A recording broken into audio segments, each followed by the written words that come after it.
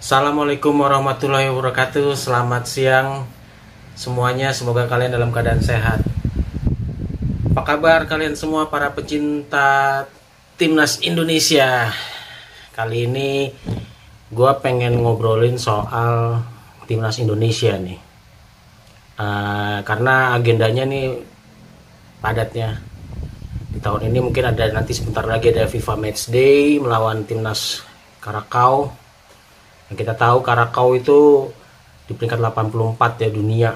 Jauh banget sama Indonesia nih. Timnas Indonesia ada di peringkat 155. Tapi gue lagi nggak mau ngomongin soal FIFA Matchday dulu. Kali ini gue pengen ngomongin soal Piala AFF. Piala AFF tahun 2022 ini nanti bulan Desember sampai Januari ya. Dimana akan ada sistem home and away, 2 kali kandang, 2 kali tandang. Dan kebetulan kali ini Piala AFF Indonesia ada di grup A ya. Kemarin kan baru di drawing tuh di Bangkok, Thailand. Indonesia berada di grup A bersama timnas Thailand, timnas Filipina, timnas Indonesia, timnas Kamboja, dan antara 2 kalau nggak Timur Leste ya Brunei ya. Sementara di grup B-nya ada Vietnam, Malaysia, Singapura, Myanmar, dan juga Laos. Wah, seru banget nih. Oke, kita akan ngomongin soal Piala AFF ini. Gue juga sempat kaget nih awalnya nih ya. Indonesia tadinya kan gue pikir nih ada di pot 2 ya. Karena kan di media-media sosial atau di berita-berita tuh gue ngeliat timnas Indonesia itu ada di pot 2 gitu dalam nanti pengundian drawing di Piala AFF nanti. Ternyata pada saat drawing tiba-tiba Indonesia ada di pot 3 ya, karena dia A3 kan. Nah, gue nggak tahu kenapa begitu, mungkin berdasarkan ranking FIFA ya. Berdasarkan ranking FIFA memang sesuai sih kalau berdasarkan ranking FIFA. Cuman kan FIFA nggak terlalu ini sama AFF, maksudnya AFF juga bukan di bawah FIFA kali ya. Ya di bawah FIFA juga sih, cuman bingung dah.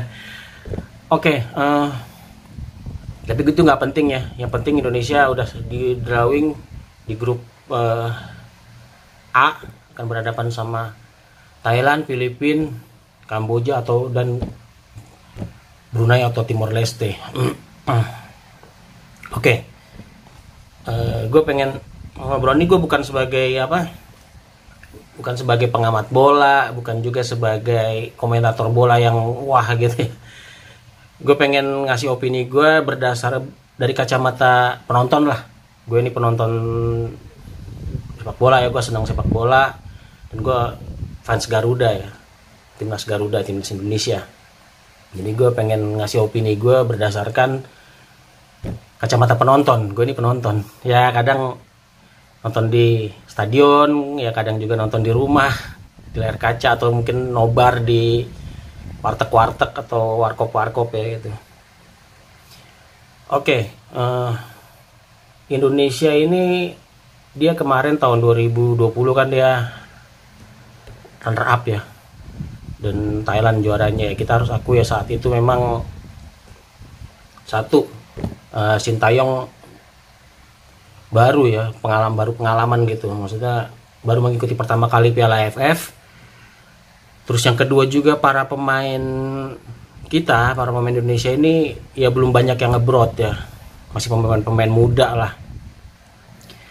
Dan yang ketiga, kita dihajar habis-habisan di kualifikasi Piala Dunia.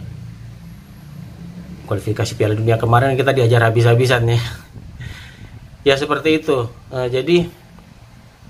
Tapi luar biasanya Sintayong ini berhasil membawa timnas muda kita nih, kan rata-rata usianya paling muda tuh Indonesia, sampai ke final itu suatu hal yang sangat luar biasa ya, yang bermaterikan ya pemain-pemain rata-rata pemain lokal ya, kecuali Elkan Bagot atau Sadil ya. Kemarin Sadil Piala AFF ikut nggak, saya lupa ya. Seperti itu. Paling Egy juga kan datangnya juga nggak ini ya. Sadil ikut deh kayaknya, saya lupa ya, sorry. Nah jadi seperti itu. Nah sekarang di Piala AFF U2 U lagi di Piala AFF tahun 2022 ini Indonesia ini gue punya feeling, iya ini opini gue lah, terserah ya kalian mau opini apa aja, ini feeling gue timnas Indonesia ini punya peluang yang sangat besar untuk menjuarai trofi Piala AFF tahun ini ya. Kenapa? Karena satu, pemain Indonesia itu sudah banyak yang abroad ya udah banyak. Asnawi di Ansan Greener, dia jam terbangnya udah lumayan, maksudnya udah di sering starting juga, udah banyak menit bermain lah. Arhan Pratama ya walaupun masih minim sekali ya dia kesempatan untuk menit bermainnya, cuman di sana kan pola latihannya beda, di Jepang sana pola latihannya beda, pola gizinya, makanannya juga, mungkin pola hidupnya juga beda, mungkin bisa membentuk karakter, pola fitnessnya juga beda. Jadi mungkin bisa membentuk karakter Arhan itu sendiri ya, walaupun ya dia sebelum dapat banyak menit bermain, cuman dia udah punya pengalaman gitu, kumpul sama orang-orang dari luar, dan setidak-tidaknya dia udah tahu gitu taktikal coach Verdi ya, Tokyo Verdi itu. Elkan Bagot di Inggris pasti udah ada lah, dia main terus ya, punya pengalaman. Sadil Ramdhani di Sabah, dia juga dipakai terus, bagus, makin lama makin berkembang.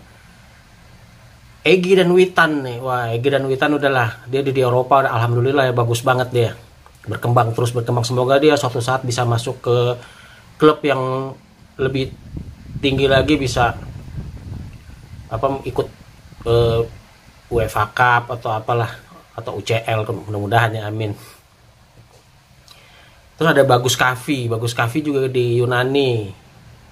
Ini semakin banyak pemain-pemain yang berpengalaman gitu, walaupun masih muda tapi mereka udah terbang ke luar negeri gitu, udah punya pengalaman yang sangat besar sekali. Ditambah lagi ada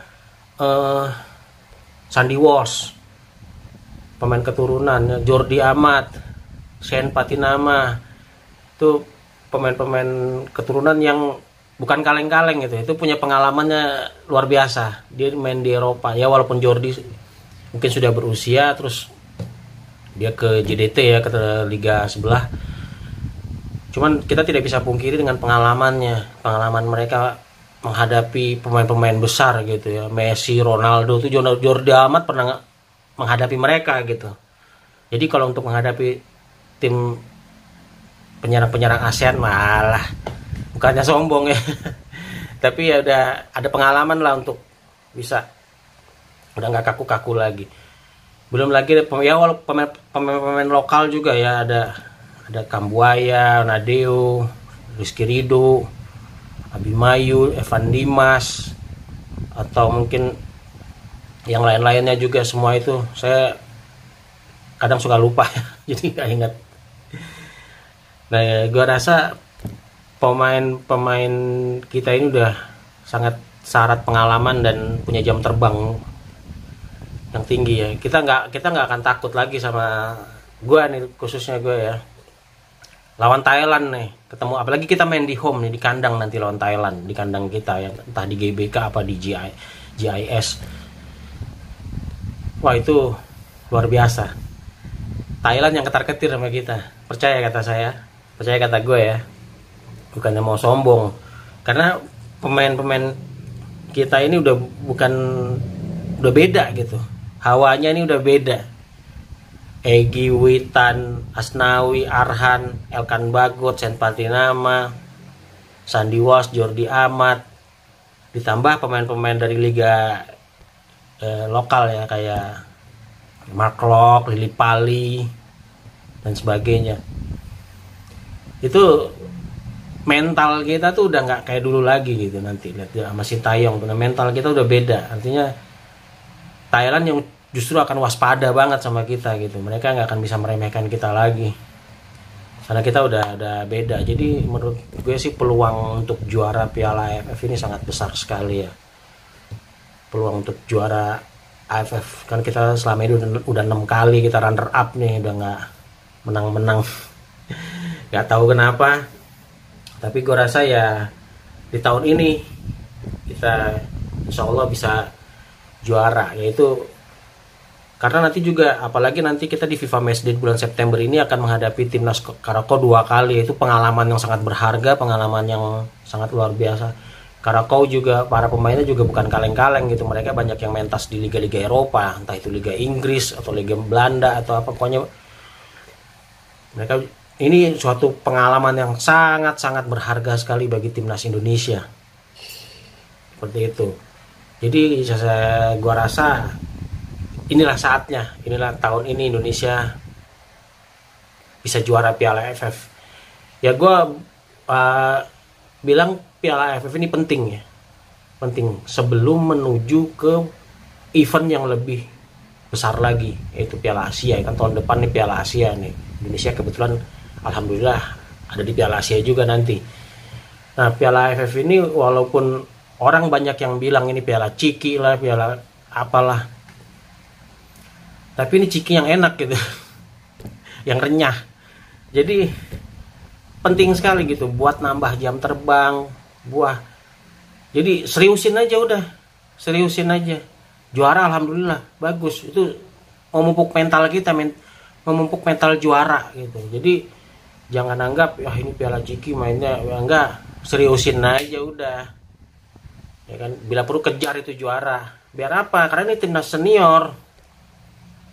Gitu, karena biar mental juaranya tuh ada gitu buat nanti pengalaman di Piala Asia. Piala Asia nanti lawannya juga lebih gila lagi ya, ada Jepang, Korea, Iran, Australia, Qatar, Cina. Wah itu lebih gila lagi lawannya. Nah makanya justru ini Piala AFF ini dah hajar aja langsung juara kalau bisa ya. Ya tapi kalaupun gak juara juga jadikan pengalaman, nggak apa-apa sih, gak apa-apa, tapi ya minimal usaha dulu lah, usaha dulu untuk menjadi juara.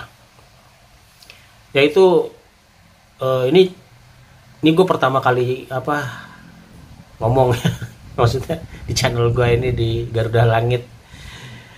Jadi mungkin masih banyak kekurangan, gue mohon maaf. Nanti mungkin di next selanjutnya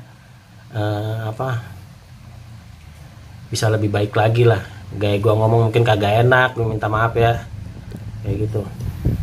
Jadi ya gue sih berharap Indonesia bisa juara di Piala AFF, dan gue yakin banget peluangnya gede banget gitu. Walaupun ada Thailand, ada Vietnam, ada Singapura, ada Malaysia, tapi gue yakin banget Indonesia bisa bersaing. Ini waktunya Sintayong nih, waktunya Indonesia juara gitu.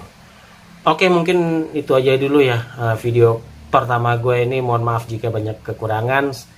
Semoga timnas kita selalu berkembang dan sayap Garuda kembali terbang lagi. Sayap Garuda kembali terbuka dan terbang lagi tinggi, setinggi-tingginya menggapai trofi. Oke, kawan sepak bola, penggemar sepak bola semua, sampai jumpa lagi di video-video gue selanjutnya. Assalamualaikum warahmatullahi wabarakatuh. Selamat siang, sampai jumpa.